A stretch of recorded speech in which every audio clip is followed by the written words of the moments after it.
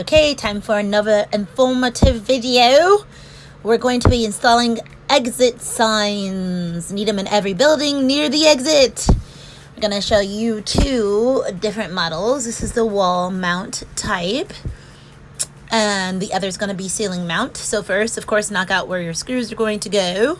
I've already removed the old exit sign. Sorry, forgot to put that up there, but it's just unscrew it and take it down. Fed through those two wires. Ideally, they should not be engaged or on. If so, try to tape them up or cap them off before you feed them through so they don't zap you. Also, you need to be aware of whether it's a 120 volt or 220, 243, whatever it is. Make sure you know your voltage, because there are two options in most of these exit light fixtures for industrial situations. So this one is just a matter of snapping back on the cover once you've made the connections to the 120 volt wires.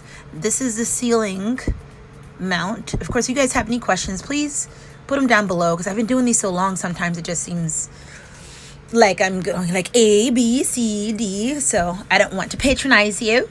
So you saw the old nasty yellow light we're taking down. Now we're going to put up a new one.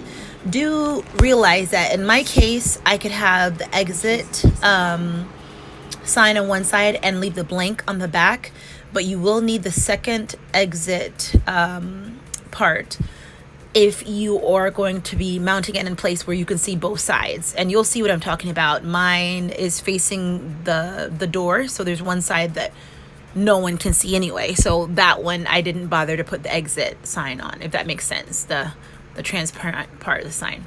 Anyway, taking down the old mount, if you do have that, just a matter of unscrewing it. In this case, because you're going to go on the top, you're going to have to pop out this section that the ceiling mount apparatus snaps into. So once you pop that out, you snap in the ceiling mount fixture. It's going to be mounted on top of the metal mounting fixture, similar to lighting fixtures, right? Make sure you follow the arrows, the up arrow, the down arrow. It actually does matter, because you want the reset and test button always to be facing down. Making sure that you connect the battery if it's not already connected right here. Usually they come connected, but if they don't, you want to make sure that you are plugging that in. Because the idea is once it is energized once, then the battery will automatically kick in. So if you're in a outage situation, then the exit lights can still clearly be seen and people can exit. That's the whole point. So now you're going to feed these wires down. Now that you have the bracket installed, line up the screws and mount it to the ceiling.